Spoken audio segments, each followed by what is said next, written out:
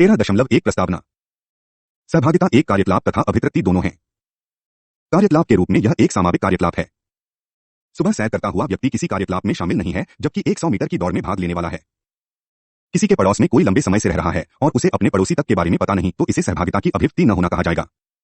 तो फिर राजनैतिक सहभागिता क्या है? 1950 के दशक के बाद से इस पर व्यापक चर्चाएं हुई है तथा ऐसा प्रतीत होता है कि राजनीति वैज्ञानिकों में राजनैतिक सहभागिता के महत्व तथा आवश्यकता पर आम समझौता हुआ है, किंतु इस दृष्टिगोचर समझौते में राजनैतिक सिद्धांत तथा व्यावहारिक राजनीति दोनों के स्तर पर प्रमुख विवाद दिखाई नहीं पड़ रहे हैं। इन सभी पहलुओं पर विस्तृत चर्चा करने से पहले हमें यह समझना होगा कि आखिर राजनैतिक सहभागिता क्या है। 13.2 राजनैतिक सहभागिता की संकल्पना।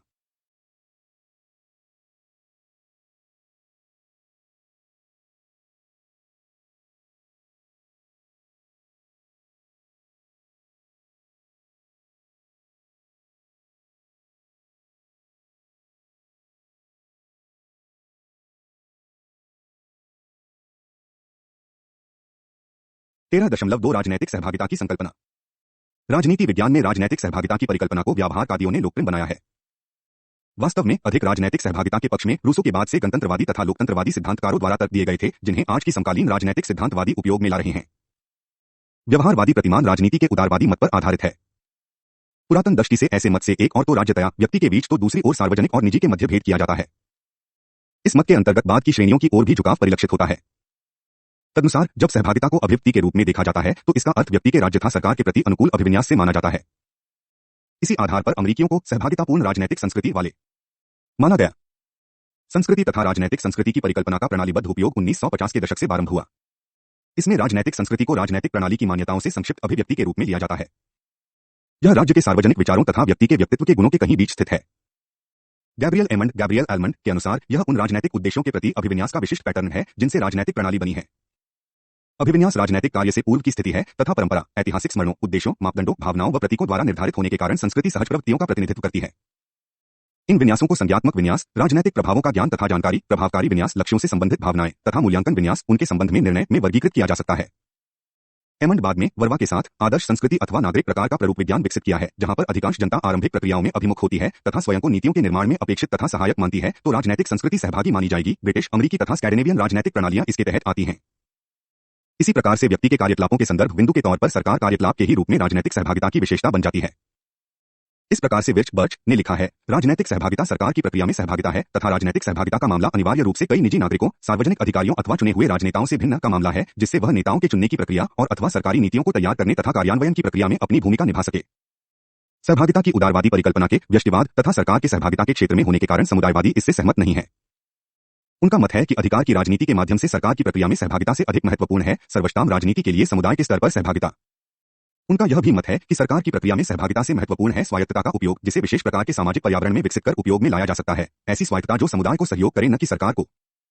इस प्रकार से राजनैतिक सहभागिता को मोटे रूप से विभिन्न एजेंटों के माध्यम से तय सहभागिता के स्तरों, जैसे किसी धार्मिक समूह द्वारा सामुदायिक हैल्य क्लब चाताना अथवा किसी गैर सरकारी संगठन द्वारा प्रायोजित साक्षरता अभियान में भाग लेना, पर सामुदायिक अथवा नागरिक समाज के राजनैतिक जीवन में सहभागिता के रूप में देखा जा सकता है। इसी तर्क के अनुसार राजनैतिक सहभागिता किसी लोकतांत्रिक नागरिक के राजनैतिक कर्तव्य के पालन के लिए हो सकती है, ताकि वह सहभागितापूर्ण सामाजिक जीवन व्यतीत कर सके, न कि केवल कानून एवं व्यवस्था के मुद्दे पर सरकार के प्रति नागरिक जिम्मेदारी निभाए। अधिक राजनैतिक सहभागिता में विस्तृत आर्थिक उद्यमों से बाहर अथवा भीतर कुछ हद तक लोकतांत्रिक नियंत्रण क्षेत्र अथवा स्थान के रूप में सरकार का छोटी इकाइयों में विकेंद्रीकरण, समुद्देश्य को जनमत संग्रह का पर्याप्त उपयोग इत्यादि को अवश्य शामिल किया जाना चाहिए। 13.3 राजनैतिक सहभागिता के रूप। राजनैतिक सहभागिता की परिकल्पना में राजनैतिक सहभागिता के निम्नलिखित प्रमुख रूपों को शामिल किया गया है। 1. स्थानीय अथवा राष्ट्रीय चुनावों में मतदान। 2. जनमत संग्रह में मतदान। 3. चुनाव प्रचार अथवा अन्य प्रकार के चुनाव अभियान। 4. किसी राजनैतिक दल की सक्रिय सदस्यता। 5. किसी दबाव समूह की सक्रिय सदस्यता। 6. राजनैतिक उद्देश्य से राजनैतिक प्रदर्शनों, औद्योगिक हड़तालों, सार्वजनिक में होमे किराए संबंधी हड़तालों तथा सार्वजनिक नीति बदलने के उद्देश्य से चलाए जा रहे इसी प्रकार के कार्यकलापों में भाग लेना। 7. नागरिक अवज्ञा के कई रूप, जैसे कर अदायगी अथवा अनिवार्य सैनिक सेवा से इनकार। 8. सरकार की परामर्शदात्री समितियों की सदस्यता। 9. सार्वजनिक स्वामित्व के उद्योगों के लिए उपभोक्ता परिषद की सदस्यता। 10. सामाजिक नीतियों के कार्यान्वयन में ग्राहकों की भागीदारी। 11. विविध प्रकार के सामुदायिक कार्यकलापों के रूप, जैसे गृह संबंधी अथवा आसपास के क्षेत्र में पर्यावरणीय मुद्दे। यदि हम राजनैतिक सहभागिता की व्यापक परिकल्पना को माने, तो हम इसके रूपों की सूची में संभवतः इन्हें भी शामिल कर सकते हैं। कुल मिलाकर कई स्तरों पर तय कई रूपों के माध्यम से लोग राजनैतिक सहभागिता रख सकते थे, जैसे किसी अन्य द्वारा चलाई गई आर्थिक तथा राजनैतिक परिवर्तन की प्रक्रिया से जुड़कर, अथवा पूर्व निर्धारित परिमापों के अनुसार कार्यक्रम के संभावित लाभ प्राप्तकर्ता के रूप में, अथवा किसी नीति के राजनैतिक स्तर पर सहवैकल्पित न्यायिकता के रूप में, या फिर राज्य से स्वतंत्र चयन तथा दिशा निर्धारित करना। 13.4 राजनैतिक सहभागिता, लोकतंत्र एवं राजनैतिक दल। 13.4 राजनैतिक सहभागिता, लोकतंत्र एवं राजनैतिक दल। राजनैतिक सहभागिता का रूप हो भी रहा है। यह राजनैतिक कार्रवाई का प्रतिनिधित्व करती है। नीर्धारित ढांचागत परिमापों के अनुसार कई सामाजिक कारक इसमें शामिल होते हैं। इनकी संरचना सन्निहित, संबंधित तथा संस्थानगत हो सकती है। राजनैतिक सहभागिता से जुड़े अथवा उत्तरदायी कई सामाजिक कारकों में से राजनैतिक दान एक है। बाह्य भी कई कारक हैं, जैसे स्वैच्छिक संस्था, संस्थानगत समूह और सामाजिक सांस्कृतिक समुदाय। राजनैतिक सहभागिता के लिए इन कारकों की भूमिका ढांचागत प्रबंध में अंतर की एक से प्रभावित होती है। अन्य कारकों की तुलना में राजनैतिक दल का कारक के रूप में सापेक्षिक महत्व ऐसे ढांचागत प्रबंधों से प्रभावित होता है, जैसा कि राजनीतिका दल की एजेंसी के माध्यम से राजनैतिक सहभागिता की प्राप्ति होती है। ऐतिहासिक रूप से सन्निहित संरचनाएं राजनैतिक सहभागिता के रूप तथा प्रकृति को स्पष्ट रूप से प्रभावित करती हैं। उदाहरण के तौर पर आधुनिक भारत में जनसंघ अथवा मुस्लिम लीग जैसी पार्टियों का उदय ब्रिटिश औपनिवेशिक शासन के दौरान अस्पष्ट सांप्रदायिक जागरूकता को मूर्त रूप देने के रूप में माना जा सकता है, जिसके कारण पहली बार भारत में जनगणना तया मानचित्रीकरण आरंभ हुआ। राजनैतिक दलों पर सापेक्षिक संरचना के प्रभाव के उदाहरण के रूप में भारतीय समाज में जातीय विवाद अपवाकपी संबंधों का संदर्भ दिया जा सकता है। प्रथम के कारण जस्टिस पार्टी अपयश, बहुजन समाज पार्टी जैसी जाति पर आधारित पार्टियों तथा दूसरे के कारण लोकदल जैसी पार्टी के उदय का उदाहरण दिया जा सकता है। इस दृष्टि से राजनैतिक दल विभिन्न संरचनात्मक हितों तथा सिद्धांतों की सहभागिता सुनिश्चित करते हैं। राजनैतिक दल कैसी राजनैतिक सहभागिता सुनिश्चित करते हैं, यह संस्थानगत संरचना की प्रकृति पर भी निर्भर करता है। राजनैतिक पार्टियों के माध्यम से सहभागिता की प्रकृति उदाहरण के तौर पर राजनैतिक प्रणाली की प्रकृति के अनुसार भिन्न भिन्न हो सकती है। कुछ आधुनिक तानाशाह शासनों में, जैसे जर्मनी में हिटलर के शासन में, सरकारी नीतियों के बारे में सहयोग प्राप्त करने के लिए शासक पार्टी में व्यापक सदस्यता को बढ़ावा दिया गया। इसी प्रकार से संस्थानगत प्रबंध जैसे लोकतंत्र में चुनावी प्रणाली राजनैतिक दलों की सहभागिता की भूमिका को प्रभावित करती है। चुनावी प्रणाली को 3 प्रमुख श्रेणियों में वर्गीकृत किया जा सकता है: अनेकता बहुसंख्यक प्रणाली, आनुपातिक प्रतिनिधित्व पीआर प्रणाली तथा सेमी पीआर प्रणाली। फर्स्ट फास्ट पोस्ट एफपीटीपी प्रणाली, जिसके अंतर्गत उम्मीदवार एकल सदस्य जिलों से चुने जाते हैं, के तृतीय दलों के लिए बाधक सिद्ध होते हैं, जिससे 2 दलीय प्रणाली की स्थापना को बढ़ावा मिलता है। ऐसा तब होता है जब जीतने वाले दल को सभी चुनावी जिलों से एक समान सहयोग प्राप्त होता है। उदाहरण के तौर पर एक पार्टी 52% वोट प्राप्त कर 60% सीटें प्राप्त कर सकती है। स्वाभाविक रूप से ऐसी अवस्था में राजनैतिक दल राजनैतिक सहभागिता के सीमित एजेंट बन जाते हैं। पीआर प्रणाली के परिणामस्वरूप अक्सर बहुदलीय प्रणाली का विकास होता है तथा इस प्रकार से मतदाता के पास चयन की अधिक स्वतंत्रता रहती है। यद्यपि इससे सरकार कम प्रभावी हो जाती है, क्योंकि एक पीटीबी के स्पष्ट बहुमत के न होने पर गठबंधन का बहुमत होने से सरकारें अस्थिर होती हैं, किंतु यह मानना भी गलत होगा कि पार्टी प्रणाली की प्रकृति का निर्धारण अकेले चुनावी प्रणालियों की प्रकृति से होता है। सन्निहित तथा सापेक्षिक संरचना का आमतौर पर संस्थानगत संरचना पर उल्लेखनीय प्रभाव पड़ता है। यदि हम भारत का उदाहरण लें तो हम देखते हैं कि राष्ट्रीयतया राज्य के स्तरों पर प्रत्येक 5 वर्ष में नियमित चुनाव कराए जाते हैं। यदि हम केवल संस्थानगत दृष्टि से राजनैतिक सहभागिता के स्तर तथा प्रकृति का मूल्यांकन करें तो हम दलों की संख्या, मतदाताओं की उपस्थिति, चुनाव परिणामों, उम्मीदवारों की संख्या तथा अन्य की गणना इस विचार से करेंगे कि जितनी संख्या अधिक होगी उतनी ही अधिक सहभागिता होगी, किंतु इससे हम पार्टी कार्यकर्ताओं तथा गैर मतदाताओं की राजनीतिक सहभागिता के व्यापक स्तर को अनदेखा करेंगे और हम यह भी नहीं समझ पाएंगे कि भारत में चुनाव राजनीतिक त्योहार है, जिसमें सहभागिता व्यक्ति विशेष की तर्कसंगत गणना, जिसमें चुनाव की हर अवस्था शामिल होती है, टिकट प्राप्त करना, चुनाव अभियान तथा बैलेट पेपर पर चिन्ह अंकित करना की अपेक्षा जनता की इच्छा का शांतिपूर्ण प्रदर्शन होता है। यहाँ हमारी एफपीटीपी प्रणाली है, परंतु भारत में व्यापक सामाजिक तथा क्षेत्रीय भिन्नताएं रही हैं। जब भारतीय राष्ट्रीय कांग्रेस को देश भर से समर्थन मिला तो पार्टी को अधिक सीटें मिली, परंतु जब सामाजिक तथा क्षेत्रीय भिन्नताओं के कारण नई पार्टियां एकजुट हुई तो मतदाता के समर्थन में अंतर्जता भिन्नता के कारण उसे यह लाभ कम मिला और किसी न किसी रूप में बहुदलीय प्रणाली आई। राज्य स्तरीय चुनावों की संघीय संरचना के कारण इस प्रक्रिया में सहायता मिली। हम इकाई के अगले भाग में हम राजनैतिक सहभागिता में आए इस परिवर्तन के महत्व पर चर्चा करेंगे, परंतु उससे पहले लोकतंत्र में राजनैतिक सहभागिता के महत्व की चर्चा करना अधिक रुचिकर होगा। 4.1 सैद्धांतिक चर्चा एवं व्यावहारिक भिन्नताएं। सैद्धांतिक दृष्टि से सहभागिता न केवल व्यवहारात्मक अपितु प्रामाणिक परिकल्पना है। अधिकांश लोगों का मत है कि सहभागिता एक अच्छी बात है, परंतु सहभागिता के वांछित स्तर अथवा राजनैतिक सहभागिता के एक या अन्य रूप के सापेक्षिक महत्व पर कई विचारकों का मत भिन्न है। सहभागिता को अक्सर राजनैतिक प्रणाली की कार्यात्मक आवश्यकताओं की दृष्टि से तर्कसंगत ठहराया जाता है, जिससे नागरिकों के लिए बेहतर संचार जैवा अधिक अनुपालन सुनिश्चित किया जा सकता है। व्यक्ति विशेष के लिए सहभागिता लाभप्रद मानी जाती है, जबकि लाभ की गणना लागत को कम करके शुद्ध लाभ, गैर पदार्थों के पुरस्कारों तथा मनोवैज्ञानिक आवश्यकताओं की पूर्ति के रूप में माना जा सकती है।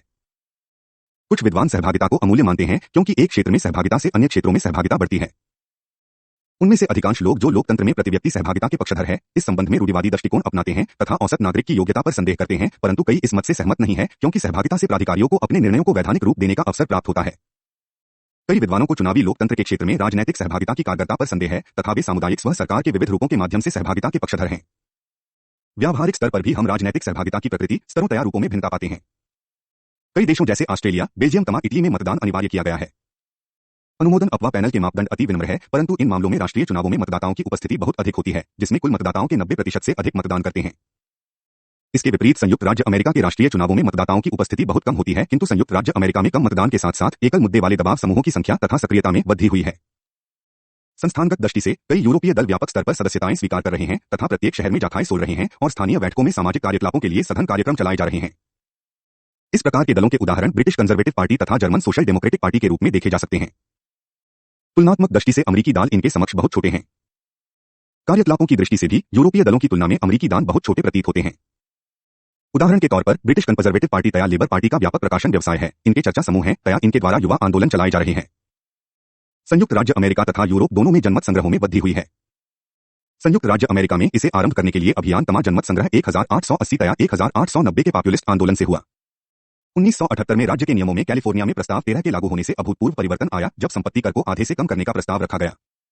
यह प्रवृत्ति शीघ्र ही हर ओर फैल गई तथा 1970 और 1986 के बीच 22 राज्यों तथा कोलंबिया जिले में मतदाताओं ने 158 राज्यव्यापी इनिशिएटिव पारित किए।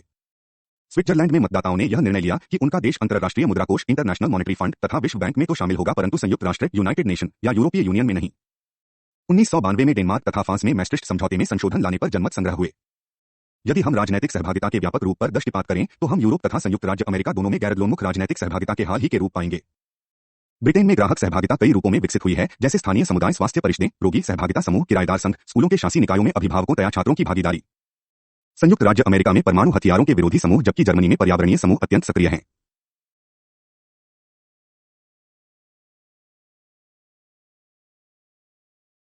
तेरह दशमलव पांच भारत में राजनैतिक सहभागिता एवं राजनैतिक पार्टियां। उपरोक्त चर्चा से भारत में राजनैतिक सहभागिता की प्रकृति तथा सीमा और इस संबंध में राजनैतिक दलों की भूमिका की तुलनात्मक जानकारी का तत्काल आधार नहीं मिलता। इसके लिए हमें भारतीय राजनीति की विशिष्टताओं तथा भारत में दलगत राजनीति का उल्लेख अवश्य करना होगा। समकालीन विकासशील समाजों में भारतीय राजनीति की विशेष प्राधान है, क्योंकि लघु आपातकाल अवधि को छोड़कर 50 वर्ष का लोकतंत्र है, जिसकी कुछ विरोधाभासी विशेषताएं हैं। निरक्षरता की उच्च दर तथा कृषि से जुड़ी जनसंस्था होने के बावजूद अधिक मतदाता उपस्थिति। कई मतदान क्षेत्रों पर संगठित राजनीतिक दलों का संगठन या नियंत्रण न होने पर भी बहुस्तरीय चुनावी प्रक्रिया, जनता और नौकरशाही के बीच बिचौलियों, गैर दलीय आंदोलनों, विशेषकर धार्मिक तथा जातीय समूहों सहित भारतीय प्रकार के हित समूहों के साथ साथ विविध संगठित हित संचों का होना। भारतीय दल प्रणाली भी विशिष्ट है, तथा यूरोपीय और अमेरिकी प्रणालियों से काफी भिन्न है।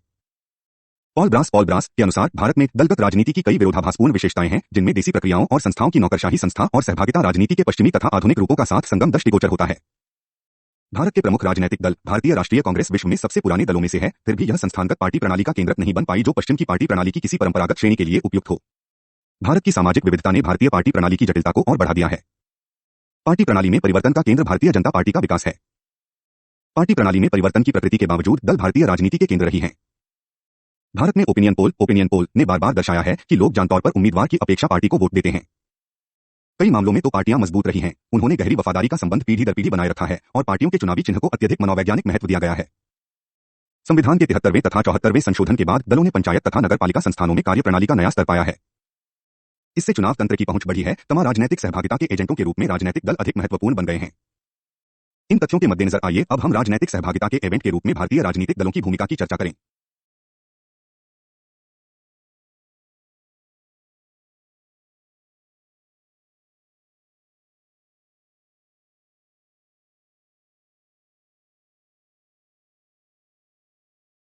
पांच दशमलव एक विकासशील प्रतियोगी दल प्रणाली के माध्यम से राजनीतिक सहभागिता।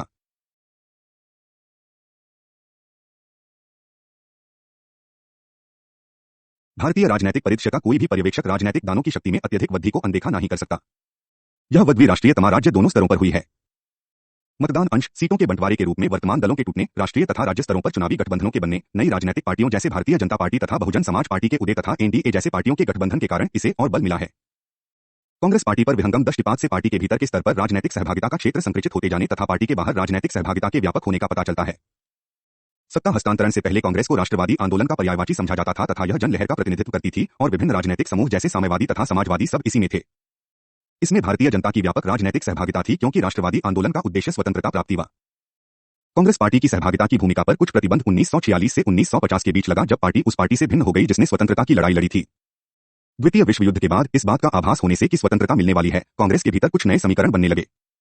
साम्यवादियों, मुस्लिम अलगाववादियों तथा समाजवादियों सहित कई समूहों ने कांग्रेस से संबंध विच्छेद कर लिया, जिससे पार्टी के भीतर सहभागिता कुछ हद तक कम हो गई। स्वतंत्रता प्राप्ति के बाद कांग्रेस संगठन का सर्वाधिक प्रभावी वतांत रजनी कोठारी ने अपनी पुस्तक पॉलिटिक्स इन इंडिया 1970 में दिया है। इसमें उन्होंने एक विशिष्ट प्रणाली को प्रस्तुत किया है, जिसमें पार्टी संगठन के विभिन्न रूपों को सरकार की समकक्ष संरचना के साथ जोड़ा गया था, जिससे राजनीतिक केंद्र की प्रधानता के साथ साथ पार्टी के बाहर से असहमति को स्थान मिल सका तथा विपक्षी दल कांग्रेस से भिन्न मतावलंबी के रूप में कार्य कर सके। कोठारी ने इसे कांग्रेस प्रणाली का सरल नाम दिया है। इससे राजनीतिक सहभागिता प्रमुखतः दल संबंधी विवादों के कारण सुनिश्चित की जा सकी। इस पर ब्रास ने लिखा है, औपचारिक चुनावों से पहले सदस्यता प्राप्त करने की होड़ के माध्यम से, जिसमें प्रतियोगी गुट के नेताओं ने नामांकन का प्रयास किया तथा अधिक से अधिक सदस्य सहयोगियों के माध्यम से, भले ही इनकी संख्या कागजों पर ही क्यों न हो, प्रत्येक स्तर पर महत्वपूर्ण समितियों के नियंत्रण के लिए दलों ने चुनाव लड़ा।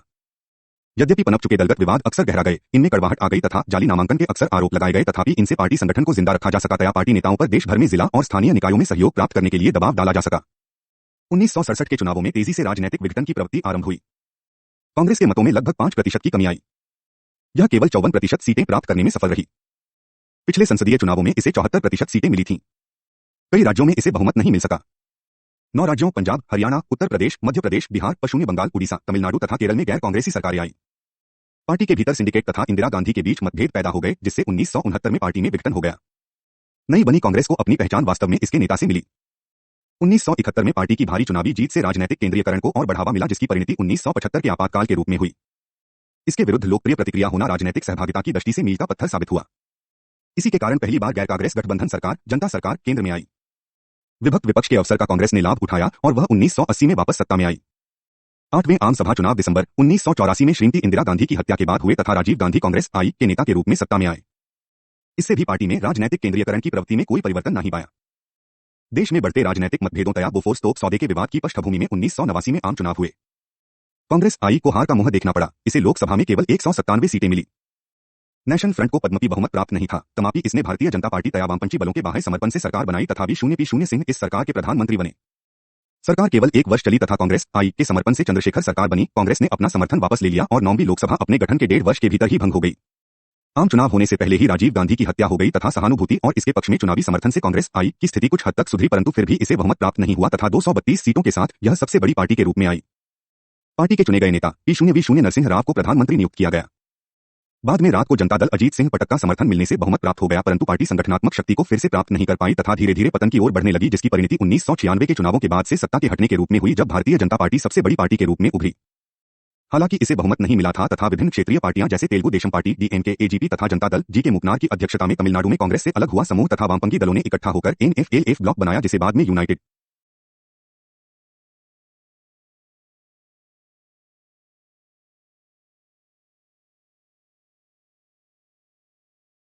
वाजपेयी ने सरकार भी बनाई, परंतु यह केवल 7 दिन तक चली। उसके बाद जनता दल के 10D0 देवेगौड़ा ने कांग्रेस आई के सहयोग से सरकार बनाई, जब पहली बार किसी वामपंथी दल के इतिहास में CPI केंद्र में सरकार में शामिल हुई। 1996 में ही भारतीय जनता पार्टी ने शिवसेना के साथ गठबंधन किया। 1998 में हिंदुत्व के प्रति नए रवैये की छवि को अपनाकर इसने अपने गठबंधनों को सुध किया तथा क्षेत्रीय अथवा राज्य आधारित कांग्रेस विरोधी अथवा कांग्रेस से गठबंधन की क्षेत्रीय विपक्षी पार्टी पंजाब, महाराष्ट्र, तमिलनाडु, कर्नाटक, हरियाणा, उड़ीसा या कांग्रेस के अलग हुए जिनसी घटक तृणमूल कांग्रेस बनाम प्रमुख क्षेत्रीय पार्टी पश्चिमी बंगाल की सहयोगी पार्टी के रूप में उभर कर सामने आई। यह राष्ट्रीय एजेंडा अपनाने में सफल रही तथा चुनाव के बाद भी इसके सहयोगी बने चौटाला का हरियाणा लोकदल तथा बाह्य समर्थन से TDP एन से केंद्र में गठबंधन सरकार बनाने में सफल रही। कांग्रेस पुनः सत्ता में नहीं आ सकी क्योंकि भारतीय जनता पार्टी अपना वर्चस्व बनाए रखने तथा उसी गठबंधन में और पार्टियां जोड़ने में सफल रही, जिसका औपचारिक नाम राष्ट्रीय जनतांत्रिक गठबंधन NDA है। वित्त में TDP, गोवा की MVP तथा कर्नाटक जनता दल का पटेल गुट शामिल है तथा यह गठबंधन तमिलनाडु और हरियाणा में सहयोगी दल बदल चुका है। उपरोक्त प्रवृत्तियों से कांग्रेस के पतन तथा केंद्रीय स्तर पर सत्ता के नए दावेदारों के उभरने से पता चलता है कि चुनावी गठबंधनों के साथ साथ पार्टी प्रणाली में विघटन का पैटर्न आता आ रहा है, जिससे पार्टी इत्यादि राज्य पर आधारित छोटी पार्टियों के साथ कांग्रेस गठबंधन, केरल, त्रिपुरा, वामपंथी गठबंधन तथा इसी प्रकार के अन्य गठबंधन हुए हैं। ऐसा ही राज्य विधानसभा चुनावों में भी हुआ। यहां संसदीय चुनावों की अपेक्षा कांग्रेस की स्थिति और विकट हो गई है तथा प्रमुख चुनौती देने वाली पार्टियों अथवा गठबंधनों का शुद्धिकरण हुआ है। राज्य स्तर पर गठबंधन की प्रक्रिया जटिल अथवा बहुपक्षीय है, परंतु यह नोट करने योग्य है कि इनका गठबंधन सैद्धांतिक विचारों जैवा सामाजिक वर्ग की अपेक्षा कुल वोटों की संख्या बढ़ाने से अधिक हुआ। कुल मिलाकर यह कहा जा सकता है कि भारत में राजनीतिक पार्टियां एजेंटों के रूप में न केवल बढ़ी है, अपितु सत्ता के बंटवारे तथा इसके रखरखाव में भी इनकी भागीदारी बढ़ी है।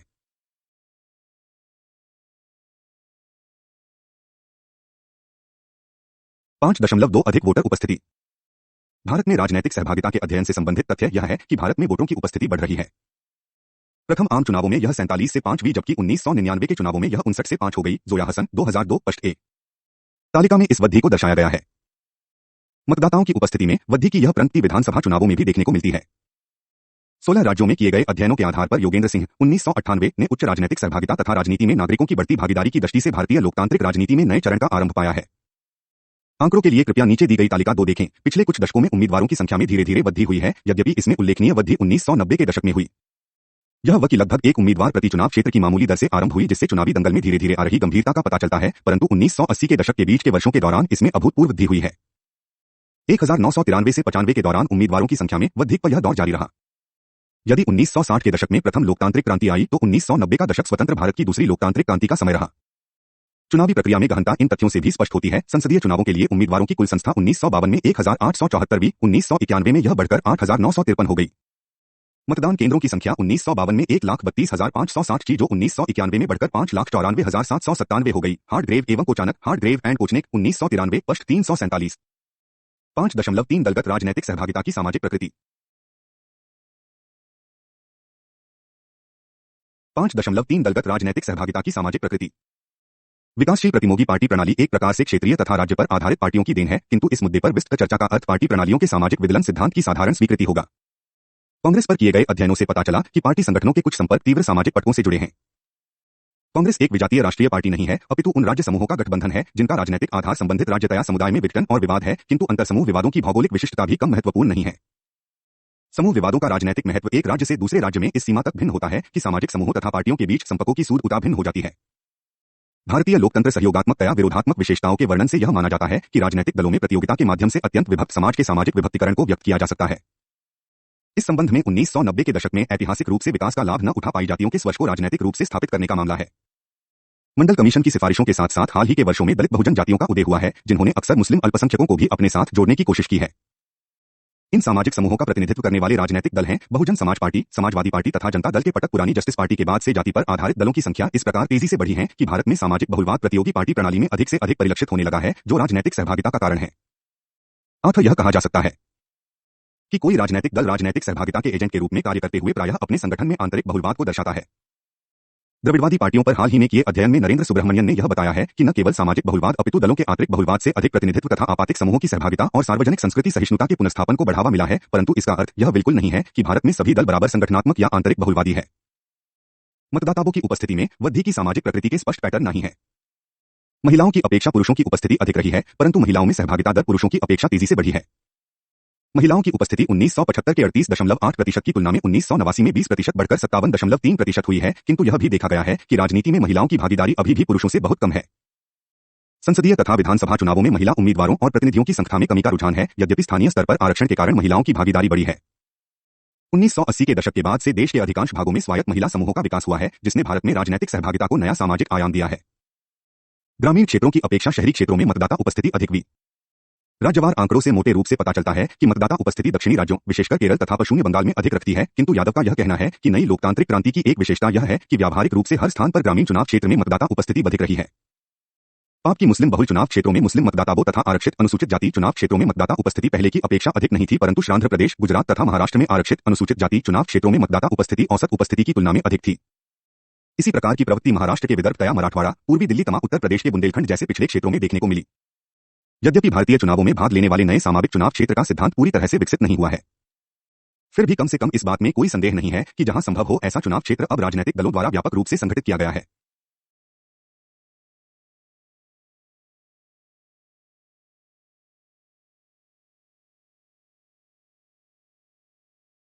तेरह दशमलव छह गैर दलीय संस्थान एवं राजनीतिक सहभागिता। ऐसे संस्थानों जैसे ट्रेड यूनियनों, किसान संगठनों तथा विश्वविद्यालयों को राजनीतिक दलों से पूरी तरह से अलग रखना निश्चित रूप से गलत होगा। इसके राजनीतिक दलों के साथ संबंध रहे हैं तया आज भी है, किंतु कई विचारकों ने इन संस्थानों की राजनीतिक सहभागिता के कारण बनने तथा राजनीतिक पार्टियों को प्रभावित करने में इनकी अक्षमता का उल्लेख किया है। 1980 के दशक के बाद से यह परिवर्तन अधिक स्पष्ट हो गया है। हरित क्रांति के परिणामस्वरूप वर्तमान कृषक आंदोलनों का प्रभाव क्षेत्र सीमित हुआ तथा इनमें विविधता आई। दूसरी ओर वैश्वीकृत शक्तियों ने ट्रेड यूनियनों को कमजोर बना दिया है, जिसके कारण पार्टी संगठनों में उनका प्रभाव कम हुआ है, जो पार्टियों द्वारा ट्रेड यूनियनों को कम महत्व देने के रूप में तथा उनके साथ साथ यहां तक कि वामपंथी दलों द्वारा चुनावों में प्रामाणिक उम्मीदवारों में ट्रेड यूनियन नेताओं के नाम न रखने के रूप में परिलक्षित होता है। विश्वविद्यालयों की संस्था में वृद्धि तथा उनके गिरते स्तर के कारण नागरिक समाज में सहभागी संस्थानों के रूप में उनका प्रभाव कम हो गया है। कई नए समूह, जिन्हें कई बार गैर सरकारी संगठनों का नाम दिया गया है, प्रमुखतः सरकारी कार्यक्रमों अथवा प्रायोजित विकास परियोजनाओं के कार्यान्वयन से संबंधित राजनीतिक सहभागिता के एजेंट के रूप में उभरे हैं। कुल मिलाकर इनकी संख्या कम नहीं है, परंतु फिर भी लोकप्रिय भागीदारी की दृष्टि से उनके महत्व का मूल्यांकन करना अभी उचित नहीं होगा। नए सामाजिक आंदोलनों, ऐसे आंदोलन जो अन्य बातों के साथ साथ नागरिक स्वतंत्रता तथा मानवाधिकारों के हनन, महिलाओं के प्रति हिंसा या लिंगभेद, पर्यावरण के ह्रास, वनजातीय सभ्यता अथवा जीवन के तरीके के विनाश की प्रतिक्रिया के परिणामस्वरूप उभरे हैं, के माध्यम से कुछ सीमा तक राजनीतिक सहभागिता में बढ़ोतरी हुई है। कई विचारकों ने इन आंदोलनों को प्रति प्राधान्य काउंटर हेजेमोनिक का नाम दिया है तथा इन प्रमुख श्रेणियों का उल्लेख किया है: नारी आंदोलन, वन आंदोलन, बड़े बांध विरोधी आंदोलन। सामान्यतया इनमें से प्रत्येक आंदोलन दूसरे से स्वतंत्र रूप से विकसित होता है तथा परंपरागत राजनीतिक दलों से स्वयं को अलग रखता है। अभेदवाद पर बाल तथा स्वायत्तता आंदोलनों के मामले बड़े हैं। कई आंदोलनों में तो हिंसात्मक तरीके भी अपनाए गए हैं, जो समकालीन भारत में राजनीतिक सहभागिता के गैर दलीय आधारित माध्यमों का प्रतिनिधित्व करते हैं।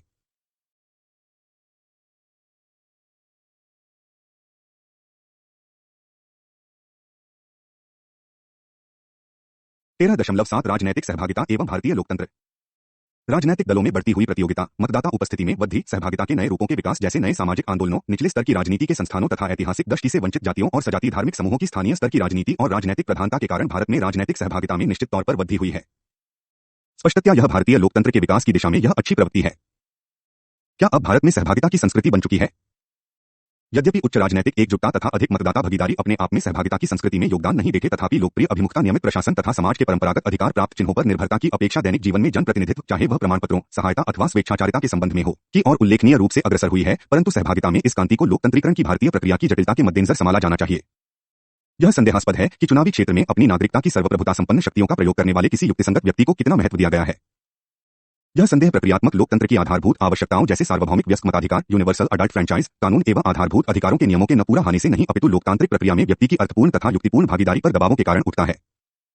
सर्वप्रथम छोटी छोटी असंख्य पार्टियों जो उचित रूप से संस्थानगत नहीं है तथा पूर्ण रूप से करिश्माई नेताओं तमा कुछ बड़ी पार्टियों जो संस्थानकरण में कोई रुचि नहीं रखते के पूर्ण नियंत्रण में होने के कारण जन विशेष की भागीदारी अत्यंत बाध्य हो जाती है, क्योंकि अभी भी राजनीतिक दल भारतीय लोकतांत्रिक प्रक्रिया का केंद्र है।